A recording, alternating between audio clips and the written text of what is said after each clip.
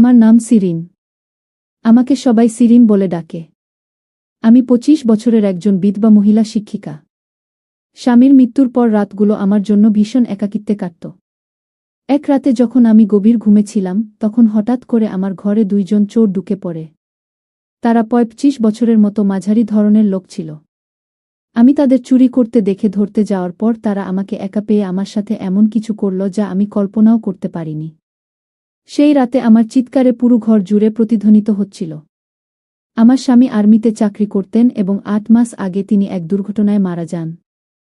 আমাদের কোনো সন্তান ছিল না। তাই আমি সম্পূর্ণভাবে একা হয়ে গিয়েছিলাম। আমি একটি ছোট শহরে থাকতাম, যেখানে সকালে স্কুলে পড়াতে যেতাম। কিন্তু কাজের পর সময় কাটানো আমার জন্য ভীষণ কঠিন হয়ে যেত। আমার বয়স মাত্র 25 বছর। তাই মাঝে মাঝে ভাবতাম, এই বয়সে আমি কি করব। একদিন একাকিত্ব থেকে মুক্তি পেতে আমি একটি জিমে যোগদান করলাম। স্কুল ছুটির পর প্রতিদিন আমি 1 ঘন্টা করে ব্যায়াম করতাম। এতে আমার কিছুটা সময় কেটে যেত। জিমে আমার সময়ে একটি পুরুষ আসত, যিনি সব সময় আমাকে ফলো করতেন। তিনি আমাকে ব্যায়াম সঠিকভাবে করতে সাহায্য করতেন এবং মাঝে মাঝে শরীরে হাত লাগিয়ে দিতেন। তার হাত আমার শরীরে স্পর্শ করলে আমার মনে অদ্ভুত এক অনুভূতি জেগে উঠত। তখন বুঝতে পারতাম আমি আসলে কতটা একা। সরকারি চাকরির থাকতেও আমি কতটা একাকিত্বে ভুগছি তা তখন উপলব্ধি করতাম। আমার নাম সিরিন। 25 বছর বয়সে আমি সরকারি শিক্ষিকার চাকরি পাই। সেই সময় আমার জন্য সেটা ছিল অসীম আনন্দের। সরকারি পরীক্ষা পাস করা খুবই কঠিন। তাই চাকরি পাওয়া ছিল আমার জন্য একটা বড় সাফল্য।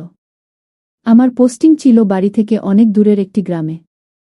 সেখানে প্রথমে আমার কাজে মনোযোগ ছিল না। কিন্তু ধীরে ধীরে কাজের প্রতি ভালোবাসা জন্মালো। তবে রাতগুলো ছিল ভীষণ একাকী।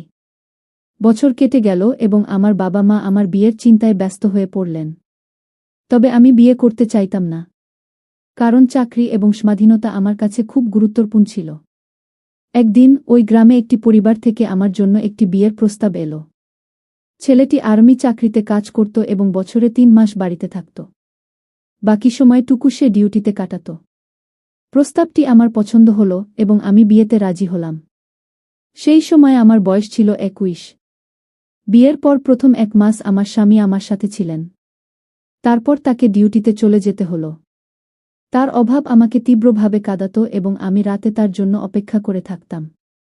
শুধুমাত্র ফোনেই আমাদের যোগাযোগ হতো। আমার দেবর মাঝে মাঝে আমার ঘরে আসত এবং আমার সাথে কথা বলত। সেও আমারই বয়সের ছিল। ধীরে ধীরে আমার দেবরের সাথে ভালো লাগা শুরু হলো। কারণ সে আমার স্বামীর চেয়ে বেশি সময় আমাকে দিত। সে আমাকে সব সময় হাসানোর চেষ্টা করত। আমার শাশুড়ি এটি একদমই পছন্দ করতেন না যে আমার দেবর আমার ঘরে আসতে। তাই তিনি আমাকে তিরস্কার করতেন। তবে আমি তার কথায় বেশি একটা কান দিতাম না। কারণ আমার মনে হতো, আমি একজন নারী আর কতদিন এইভাবে থাকব। দেবরকে আমি একজন বন্ধু মনে করতাম, এর বাইরে কিছু নয়। 6 মাস পরে যখন আমার স্বামী বাড়ি ফিরলেন, তখন আমার শাশুড়ি নানা কথা তার কানে তুলে দিলেন। আমার স্বামী আমার উপর চড়াও হলেন। আমি বললাম, তুমি তো চলে যাও, তাই আমি রাকিবের সাথে কথা বলি। তবে আমাদের মধ্যে এমন কিছুই নেই। কিন্তু আমার স্বামী এবং তার মা মিলে আমার দেবরের বিয়ে ঠিক করে দিলেন। এখন আমার দেবর তার স্ত্রীকে সময় দিচ্ছে। আর আমি আবার একা হয়ে গেলাম। এরপর আমি কিছু শিশুদের টিউশন পড়াতে শুরু করলাম, যা আমার সময় কেটে যায়। তবে যতটুকু সময় থাকত আমি আমার স্বামীর সাথে ফোনে কথা বলতাম। বিয়ের 7 বছর কেটে গেল, কিন্তু আমি সন্তানের মা হতে পারলাম না। এই 7 বছরে আমি অনেক তিরস্কার সহ্য করেছি। আমার চোখ থেকে বারবার পানি বেরিয়েছে। আমার শাশুড়ি আমাকে একটুও সুযোগ দিলেন না। বলতেন, পড়ালেখা করা বউ বিয়ে করতে দেরি করেছে এবং সন্তান নেওয়াটা জরুরি মনে করেনি। আমার দেবরানীও আমার প্রতি ঈর্ষান্বিত ছিলেন। একদিন আর্মির লোকেরা আমার স্বামীর মৃতদেহ নিয়ে আমাদের বাড়িতে আসেন। স্বামীর মৃত্যুর সুখ থেকে বের হওয়ার আগেই আমার শ্বশুর বাড়ির লোকেরা আমাকে বাড়ি থেকে তাড়িয়ে দিল। আমার দেবরানী তো আগেই আমাকে নিয়ে খুশি ছিলেন না। কারণ বিয়ের আগে আমি আমার দেবরের সাথে মিলেমিশে ছিলাম। আমার শাশুড়িও আমার সঙ্গে থাকাটা সহ্য করতে পারলেন না। তবে আমার শ্বশুর এবং দেবর আমার পাশে ছিলেন। কিন্তু তারা কিছু বলতে পারেননি। এরপর আমি সেই গ্রাম ছেড়ে একটি ছোট শহরে বদলি নিয়ে চলে আসলাম এবং 1 বছর ধরে একা জীবন যাপন করছি। সেই একাকী থেকে মুক্তি পেতে আমি জিমে যোগদান করলাম। জিমে আমার সময় কেটে যেত এবং অন্য লোকদের সাথে পরিচিতি বাড়তে থাকে। এই সময় আমার স্কুলের ছুটি এলো। আমি ভাবলাম ভাই এবং ভাবির কাছে কিছুদিন কাটাতে চলে যাব। আমার মা বাবা মারা গেছেন, তাই আমার ভাই এখন আমার একমাত্র আশ্রয়। ট্রেনের যাত্রাটা বেশ দিক ছিল এবং একা থাকতে একটু ভয় লাগছিল। আমার পাশে একটি ২৫ বছর বয়সী পুরুষ বসেছিল যিনি বারবার আমাকে দেখছিলেন। একটি সেকশনে পেছে আমার পানি বোতল খালি হয়ে যায়। আমি ভাবলাম পরের স্টেশনে নেমে জল নিয়ে আসব। কিন্তু ওই পুরুষটি আমার পানির বোতলটি নিয়ে বলল, আমি জল নিয়ে আসছ। সে দ্রুত বেরিয়ে গেল। আমি তার ব্যবহারে ভয় পেয়েছিলাম। কিন্তু ট্রেন ছাড়ার আগে সে আমার কাছে ফিরে এলো এবং জল ও কিছু খাবার দিয়ে গেল। আমি খেতে শুরু করলাম, কারণ আমি খুব ক্ষুধার্ত। রাতে বেলা আমি ট্রেনের উপরের সিটে শুয়েছিলাম। ওই পুরুষটি বলল, ম্যাডাম, আমার নিচের সিটে এসে আপনি চাইলে শুয়ে পড়তে পারেন। পরদিন আমি ভাই এবং ভাবির বাড়ি পৌঁছালাম। কিন্তু তাদের ব্যবহার আমার জন্য ঠিকঠাক লাগছিল না। আমার ভাবি যেন আমার আশাতে খুশি হননি, কারণ আমি একজন বিধবা এবং সন্তানহীন। ভাবি বললেন, তোমার জন্য আমাদের সন্তানরা ঠিকমতো পড়াশোনা করতে পারছে না। তারা সারাদিন তোমার সাথে সময় কাটাচ্ছে এবং শয়তানি করছে। আমি কিছু বলিনি। এক রাতে আমি ঘুমিয়েছিলাম যখন ঘরের ভিতর থেকে কিছু শব্দ শুনে জেগে উঠি।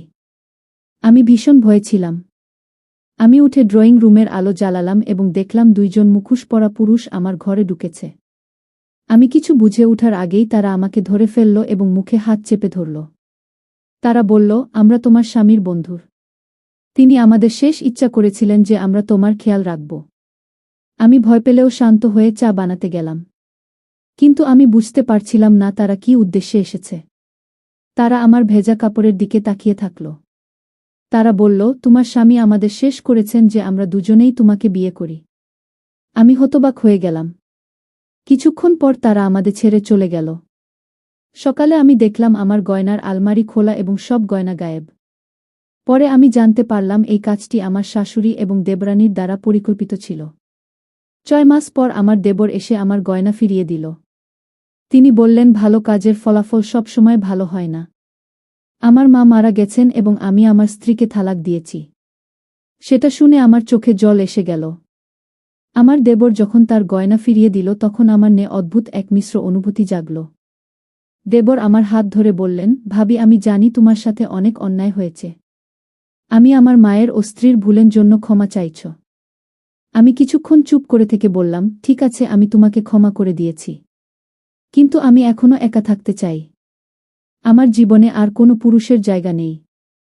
তবে দেবর দৃঢ়ভাবে বললেন, ভাবি, আমি বুঝতে পারছি তুমি একা থাকতে চাও। কিন্তু আমি শুধু তোমার জন্য এসেছি, তোমার সান্ত্বনা দেওয়ার জন্য নয়। আমি আসলে তোমাকে ভালোবাসি। আমি অবাক হয়ে গেলাম। আমার দেবরের মুখে সত্যি ভালোবাসার প্রতিফলন ছিল। আমি প্রশ্ন করলাম, কিন্তু তোমার পরিবারের সঙ্গে সম্পর্ক কী হবে? দেবর গভীরভাবে জবাব দিলেন, আমার পরিবার এমন কাজ করেছে যা আমি কখনোই গ্রহণ করতে পারব না। আমি শুধু তোমার সাথে নতুন করে শুরু করতে চাই। তুমি কি আমার সাথে এই নতুন জীবন শুরু করতে চাও? আমি কিছুক্ষণ ভাবলাম। দেবরের কথার মধ্যে সত্যি কিছু ছিল যা আমার হৃদয়ের স্পর্শ করেছিল। তার মধ্যে একটি নতুন আশা, ভালোবাসার প্রেরণা জেগে উঠল। আমি বললাম, যদি তুমি সত্যিই আমার সুখের জন্য কাজ করতে চাও তাহলে আমরা একের সাথে একটি নতুন পথ খুঁজে বের করতে পারি। দেবর আনন্দের সাথে বললেন, আমি তোমার সাথে নতুন জীবন শুরু করতে প্রস্তুত। আমাদের অতীতের কষ্টগুলো এখন আমাদের ভবিষ্যতের শক্তি হবে। এরপর আমি এবং দেবর একে অপরকে নতুনভাবে জানতে লাগলেন এবং আমাদের সম্পর্কের মধ্যে গভীরতা আসতে শুরু করল। আমার একসাথে সময় কাটাতে লাগলেন, একে অপরের প্রতি অনুভূতি আবার গভীর হয়ে উঠল। আমি অনুভব করলাম যে দেবরের সাথে আমাদের জীবনের নতুন অধ্যায় শুরু করা সম্ভব। কিছু মাস পর আমি এবং দেবর একসাথে একটি ছোট বিয়ের অনুষ্ঠান করলাম, যেখানে আমার একে অপরের সাথে আমাদের নতুন জীবনের কথা প্রকাশ করলাম। আমাদের সম্পর্কের গভীরতা এবং সত্যিকার ভালোবাসার অনুভূতি চারপাশে ছড়িয়ে পড়ল। আমি জানতাম যে আমার জীবনে নতুন সুখ এবং প্রেমের সূচনা হয়েছে। আমার একসাথে নতুনভাবে জীবন কাটানোর পথ চলা শুরু করলাম। এবং আমি জানতাম যে এই নতুন জীবন আমার অতীতের কষ্টকে ভুলে উঠতে সাহায্য করবে এবং আমাদের সম্পর্ককে আরও মধুর ও শক্তিশালী করে তোলে। তো বন্ধুরা, এই গল্পটি যদি তোমাদের ভালো লেগে থাকে তাহলে অবশ্যই চ্যানেলটি সাবস্ক্রাইব করো এবং তোমাদের মূল্যবান মতামত জানাও। ততক্ষণ পর্যন্ত ভালো থাকো, সুস্থ থাকো, ধন্যবাদ।